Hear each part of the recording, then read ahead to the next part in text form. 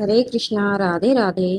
कार्तिक का महीना चल रहा है और इस समय हम माता तुलसी की पूजा करते हैं। सुबह स्नान करके माता तुलसी को दीपक जलाते हैं एवं उनके सामने अपने मन की बात कहते हैं और उनके सामने बैठकर हम कथा सुनते हैं।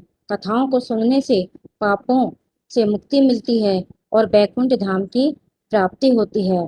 हम कार्तिक मास के 9वें अध्याय को सुनेंगे एवं 10वें अध्याय को भी सुनेंगे। हम पहले कार्तिक मास के 9वें अध्याय को सुनेंगे। राजा पृथु ने कहा, हे नारद जी, आपने कार्तिक मास के व्रत में तुलसी की जड़ में भगवान विष्णु का निवास बताकर उस स्थान की मिट्टी का पूजन बतलाया है। अब मैं भी श्री तुलसी जी के महात्म्य को सुनना चाहता हूँ। तुलसी कहाँ और कैसे उत्पन्न हुई, ये बताने की कृपा करें। नारद जी ने कहा, हे राजन, एक समय जब देवगुरु बृहस्पति और देवराज इंद्र कैलाश पर्वत पर शंकर जी का दर्शन करने के लिए गए तो शंकर जी ने उनकी परीक्षा ली। उन जटाधारी दिगंबर ने उनका मार्ग में ही अनुरोध कर डाला। यद्यपि वे तेजस्वी, शांत, लंबी भुजा और चौड़ी छाती वाले, गौरवर्ण अपने विशाल नेत्रों युक्त तथा सिर पर जटाधारे वैसे ही बैठे थे, तथापि इंद्र ने शंकर जी को न पहचान उनका नाम, धाम आदि परिचय पूछा और कहा, शंकर जी अपने स्थान पर हैं या कहीं गए हैं। इस पर उस तपस्वी ने कुछ नहीं कहा, परंतु त्रिलोकीनाथ के ऐश्वर्य से गर्भित होकर इंद्र सब कब चुप रहते हैं, उन्होंने क्रोध से भड़क कर कहा, अरे मैं पूछता हूँ, तू उत्तर क्यों नहीं देता? मैं अभी तुझे वज्र से मारता हूँ, फिर देखता हूँ तुझ दुर्मति की रक्षा कौन करता है। फिर ज्यों ही दिगंबर को मारने के लिए हाथ में वज्र लिया, त्यों ही भगवान शंकर ने वज्र सहित उसका हाथ स्तंभित कर दिया और विकराल नेत्र कर ज्यों ही उन्हें देखा तो ऐसा विदित हुआ मानो वह दिगंबर प्रज्वलित हो उठा है और तेज से जला देगा। भुजाएं स्तंभित होने से इंद्र के क्रोध और दुख का अंत न रहा, परंतु ज्यों ही बृहस्पति जी ने उनको प्रज्वलित देखा, त्यों ही अपनी बुद्धि से उनको भगवान शंकर जानकर प्रणाम किया और इंद्र को भी उनके चरणों में गिराया। फिर बृहस्पति जी बोले, हे दीनानाथ, अपना क्रोध रोककर इंद्र का अपराध क्षमा कीजिए। बृहस्पति जी के वचन सुनकर महेश्वर गंभीर वाणी में बोले, मैं अपने नेत्रों से निकले क्रोध को कैसे रोकूं? तब बृहस्पति बोले, हे भगवान, भक्तों पर तो दया करनी ही चाहिए, अतः अपना भक्त वत्सल नाम सार्थक कीजिए और इस तेज को शांत कर इंद्र का उद्धार कीजिए। तब भगवान शंकर ने कहा, मैं तुम्हारी स्तुति से प्रसन्न हूँ जो तुमने इंद्र को जीवन दान दिलाया। अब मैं तुम्हें अपने वरदान द्वारा जीव नाम से विख्यात करता हूँ। मेरे नेत्रों की अग्नि अब इंद्र को पीड़ित नहीं करेगी। ऐसा कह शंकर जी ने अपने माथे से निकले हुए तेज को लेकर क्षीर सागर में डाल दिया। फिर लीलाधारी भगवान अंतर्धान हो गए। इंद्र और बृहस्पति दोनों भय से मुक्त होकर परम सुखी हुए। इस प्रकार जिनको जानने की इच्छा थी, उन्हें जानकर इंद्र और बृहस्पति अपने स्थान को चले गए। अब हम 10वां अध्याय सुनेंगे। राजा पृथु ने कहा, हे देवर्षि, आपको नमस्कार है।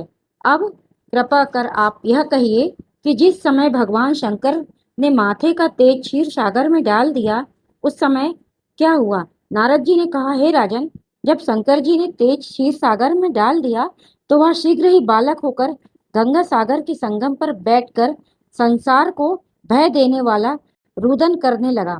उसके रुदन से समस्त संसार व्याकुल हो उठा। लोकपालों के मन में भी व्याकुलता हुई। अधिक कहने से क्या है, चराचर चलायमान हो गए। शंकर सुवन के रुदन से ब्रह्मांड व्याकुल हो गए। समस्त देवता और ऋषि मुनि व्याकुल होकर लोक पितामह ब्रह्मा जी की शरण में गए और सब ने मिलकर ब्रह्मा जी को प्रणाम किया और स्तुति की। फिर कहा, हे पीताम्बर, यह बड़ा भयंकर समय आया है, इसका नाश कीजिए। देवताओं की यह बात सुनकर ब्रह्मा जी सत्यलोक से उस बालक को देखने के लिए समुद्र तट पर आए। समुद्र से ब्रह्मा जी को आता देख उन्हें प्रणाम किया और बालक को उठाकर उनकी गोद में दे दिया। तब विस्मित होकर ब्रह्मा जी ने पूछा, हे सागर, तुम शीघ्र बताओ, यह बालक किसका है?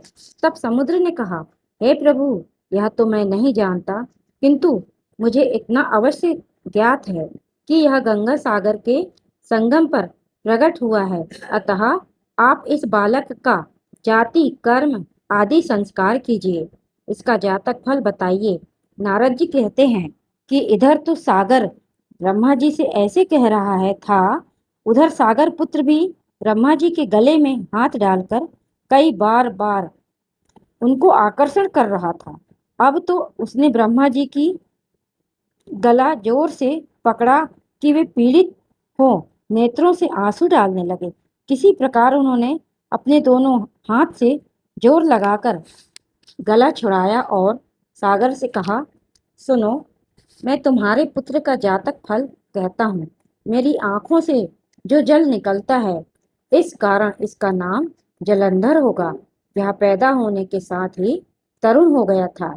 इससे यह सब शास्त्रों का पारंगत, महापराक्रमी, महावीर, जवान और रण दुर्गम तथा सभी दैत्यों का पारंगत और भगवान विष्णु को जीतने वाला होगा। यह कहीं भी नहीं हारेगा। एक भगवान शंकर को छोड़कर सबसे अवस्थ होगा। जहाँ से यह उत्पन्न हुआ है, फिर वहीं जाएगा। इसकी पत्नी बड़ी पतिव्रता, सौभाग्यशाली, सर्वांग सुंदरी, परम मनोहर, मृदुभाषिणी तथा शील की सागर होगी। नारद जी ने कहा, हे राजन, सागर से यह कहकर ब्रह्मा जी ने शुक्राचार्य को बुलाकर बालक का राज्याभिषेक कराया। फिर अंतर्धान हो गए।